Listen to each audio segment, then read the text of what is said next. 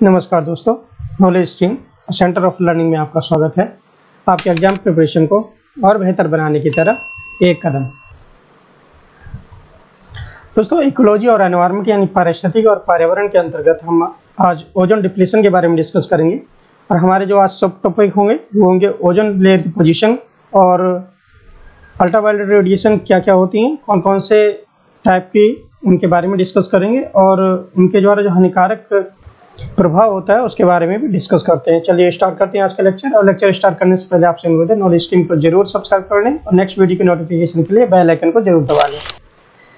जो ओजोन की जो लेयर होती है वो एक थिन लेयर होती है, वो स्ट्रेटोस्फीयर जिसको समताप मंडल भी बोला जाता है, वहाँ पर मौजूद रहती है और वो एक सुरक्षा कवच यानी प्रोटेक्टिव शील्ड की तरह वर्क करती है। जैसे कि हम यहाँ पर लेयर ऑफ एटमॉस्फेयर हम देखते हैं तो जो धरती के सबसे ऊपर वाली लेयर होती है वो ट्रोपोस्फीयर होती है, जिसको क्षोभ मंडल बोला जाता है। वहीं उससे ऊपर की जो लेयर होती है, नेक्स्ट लेयर, वो स्ट्रेटोस्फीयर यानी समताप मंडल बोला जाता है। और यहीं पर ही ओजोन की एक लेयर, बहुत ही छोटी लेयर पाई जाती है, बहुत ही पतली, और इसी को ही ओजोन लेयर के नाम से जाना जाता है और एक प्रोटेक्टिव शील्ड की तरह वर्क करती है।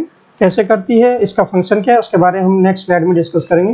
यहाँ पर जान लेते हैं, अगर ओजोन जो है ट्रोपोस्फीयर में होता है, मौजूद होती है, तो जैसे हमने पिछले लेक्चर में डिस्कस किया था, तो एक ग्रीन हाउस गैस की तरह कार्य करती है और ग्रीन हाउस इफेक्ट को शो करती है, मतलब हीट को ट्रैप करना और उसको रिटेन करना और धरती पर वापस रिफ्लेक्ट कर देना। वहीं अगर जो ओजोन होती है वहीं स्ट्रेटोस्फीयर में होती है, तो ये एक प्रोटेक्टिव शील्ड की तरह कार्य करती है, अर्थ को प्रोटेक्ट करती है फ्रॉम हानिकारक अल्ट्रावायलेट रेडिएशन से। तो इस तरीके से ओजोन डुअल नेचर का बिहेवियर शो करती है, पॉजिटिव और निगेटिव दोनों वे में। साथ ही साथ कुछ वायु प्रदूषण में भी इसका जो है ना महत्वपूर्ण योगदान रहता है ओजोन लेयर का, अगर वो ट्रोपोस्फीयर में मौजूद रहती है। यहाँ पर हम देख सकते हैं कि जो 10 किलोमीटर तक का जो रीजन होता है, धरती से 10 किलोमीटर तक के हम ऊपर जाते हैं तो वहाँ पर ट्रोपोस्फीयर उसको रीजन बोलते हैं यानी क्षोभ मंडल, और 10 से लेकर 50 किलोमीटर तक के रीजन को स्ट्रेटोस्फीयर बोला जाता है। और यहीं पर ही 20 से 30 किलोमीटर का जो एक थिन रीजन होता है, यहीं पर ही ओजोन लेयर जो है ना कंसंट्रेट रहती है, जो प्रोटेक्ट करती है धरती को हानिकारक विकिरण का पहुंचने से। तो वो ये बहुत ही इंपॉर्टेंट पॉइंट है कि 10 से लेकर 50 किलोमीटर के बीच में स्ट्रेटोस्फीयर का रीजन होता है और वहीं पर ही उन्हीं के बीच में 20 से 30 किलोमीटर तक के रीजन में ओजोन लेयर कंसंट्रेटेड रहती है, जैसे हम यहाँ पर फिगर में देख पा रहे हैं। स्ट्रेटोस्फीयर के बाद मेसोस्फीयर आता है, जो कि 50 से लेकर लगभग 85 किलोमीटर तक के आसपास इसका रीजन होता है, और वहीं पर ही थर्मोस्फीयर 85 किलोमीटर से अब वो थर्मोस्फीयर और आयनोस्फीयर हमें मिलते हैं अगर हम लेयर ऑफ एटमॉस्फेयर की बात करते हैं। तो ओजोन का फंक्शन क्या है, ये स्ट्रांगली अब्जॉर्ब करती है अल्ट्रावायलेट रेडिएशन, जिसकी जो वेवलेंथ होती है इन अल्ट्रावायलेट रेडिएशन की, जो ओजोन प्रोटेक्ट करती है, वो है 295 से 320 नैनोमीटर के आसपास, और नैनोमीटर मतलब 10⁻⁻⁹ मीटर, और जिसकी वजह से ये प्रोटेक्ट करती है जो स्पीसीज है, लिविंग स्पीसीज है अर्थ में, against the ultraviolet radiation. Ultraviolet radiation के जो हानिकारक प्रभाव है उनसे धरती के जो लिविंग क्रिएचर है उनको बचाती है। तो यहाँ पर स्ट्रेटोस्फीयर में ओजोन लेयर एक बहुत ही महत्वपूर्ण योगदान देती है लाइफ को सस्टेन करने में अर्थ पर। यहाँ पर हम अल्ट्रावायलेट रेडिएशन के बारे में फिगर में देख पा रहे हैं, ultraviolet radiation A, ultraviolet radiation B, ultraviolet radiation C, इसके बारे में हम डिस्कस करेंगे। और जो ओजोन लेयर होती है वो लगभग 5% अल्ट्रावायलेट रेडिएशन ए को अब्जॉर्ब करती है। वहीं पर अगर अल्ट्रावायलेट रेडिएशन बी की हम बात करते हैं तो लगभग 95% के आसपास ये अल्ट्रावायलेट रेडिएशन बी को अब्जॉर्ब करने में सक्षम होती है। और वहीं अगर अल्ट्रावायलेट सी रेज की बात करते हैं, यानी पराबैंगनी विकिरण सी की बात करते हैं, तो वो 100% ओजोन लेयर उनको रोक लेती है, अब्जॉर्ब कर लेती है। इस तरीके से ये सेग्रीगेशन हो गया जो ultraviolet radiation A B C का। 3 टाइप की अल्ट्रावायलेट रेडिएशन होती है, कौन कौन से उनका वेवलेंथ होता है उसके बारे में नेक्स्ट स्लाइड में हम डिस्कस करेंगे। तो यहाँ पर हमने डिस्कस किया अल्ट्रावायलेट रेडिएशन ए बी और सी। अल्ट्रावायलेट रेडिएशन यानी पराबैंगनी विकिरण के बारे में हम यहाँ जान लेते हैं कि जैसे कि हमने डिस्कस किया कि although the concentration of ozone in ozone layer is very small but it is very important to sustain life on the earth. और ये बायोलॉजिकली हार्मफुल अल्ट्रावायलेट रेडिएशन पराबैंगनी विकिरण को रोकने में बहुत ही ज्यादा सक्षम है, जिसकी वजह से लाइफ धरती पर सस्टेन होती है। अल्ट्रावायलेट रेडिएशन की हम बात करते हैं, जैसे हमने पिछले स्लाइड में डिस्कस किया था, 3 प्रकार की होती है। 3 types of ultraviolet radiation are there.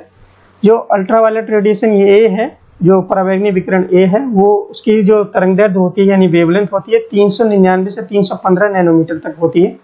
वहीं अगर हम बात करते हैं अल्ट्रावायलेट बी की, तो वो 314 से 280 नैनोमीटर तक, तथा अल्ट्रावायलेट सी 279 से 100 नैनोमीटर के आसपास होती है, यानी 279 टू 100 नैनोमीटर। ये अल्ट्रावायलेट सी की वेवलेंथ है।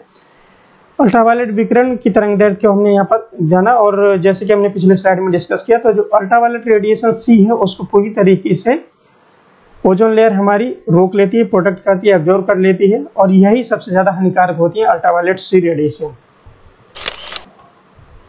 अल्ट्रावायलेट सी रेडिएशन की हम बात करते हैं, तो इसकी तरंगदैर्घ्य 279 से 100 नैनोमीटर के आसपास, यानी 279 टू 100 नैनोमीटर होती है, और इसको जो एब्जॉर्ब कर लेती हैं वो डाइऑक्सीजन जो उस लेयर में मौजूद होती है, लगभग जो 200 नैनोमीटर से नीचे की वेवलेंथ है उनको सारा जो है ना डाइऑक्सीजन एब्जॉर्ब कर लेती है, जो भी ऑक्सीजन के पार्टिकल वहां पर मौजूद होते हैं। और साथ ही साथ जो 200 से अबो है, यानी 200 से लेकर 279 यानी 279 तक जो भी वेवलेंथ है उसको ओजोन लेयर जो है ना एब्जॉर्ब कर लेती है। और लगभग जो ये जो प्रोसेस होता है एब्जॉर्प्शन का, वो 35 किलोमीटर के आसपास होता है धरती से।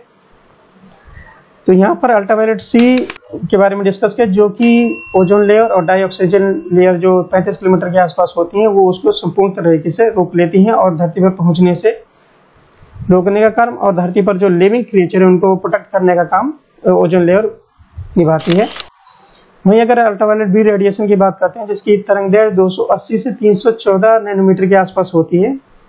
अल्ट्रावायलेट रेडिएशन बी जो है ना, ये हार्मफुल टू स्किन होती है, और मेन इसका जो कारण होता है, जो एक रीजन क्रिएट करती है, वो है सनबर्न होता है अल्ट्रावायलेट बी रेडिएशन की वजह से। और एक्सेसिव एक्सपोजर अगर हो जाता है तो कैटरेक्ट, यानी जिसको हम मोतियाबिंद की बीमारी बोला जाता है, और इम्यून सिस्टम का सप्रेशन हो जाता है, यानी प्रतिरक्षा प्रणाली कमजोर हो जाती है। वहीं जेनेटिक डैमेज भी आता है, मतलब आनुवंशिक क्षति भी होती है, और जो अल्टीमेटली जो रिजल्ट होता है वो स्किन कैंसर का होता है, जो भी अल्ट्रावायलेट रेडिएशन भी हमारे जमीन धरती पर पहुंचती है। क्योंकि लगभग 95% ओजोन लेयर इसको रोक लेती है, एब्जॉर्ब कर लेती है, लेकिन कुछ मात्रा में लगभग 5% ये तब भी हमारी धरती पर पहुंच जाती है, और वहां पर ये दुष्प्रभाव यानी जो डिजीज का कारण बनती है वो अल्ट्रावायलेट बी रेडिएशन होती है। एग्जामिनेशन पॉइंट ऑफ व्यू से बहुत ही ज्यादा महत्वपूर्ण है, क्योंकि अल्ट्रावायलेट सी रेडिएशन को तो ओजोन लेयर और डाइऑक्सीजन लेयर जो है ना पूरी तरीके से उसको एब्जॉर्ब कर लेती है। तो प्रमुख प्रभाव यहाँ पर क्या है? सनबर्न, कैटरेक्ट्स, इम्यून सिस्टम सप्रेशन हो जाता है, और जेनेटिक डैमेज, और अल्टीमेटली स्किन कैंसर का ये कारण बनती है।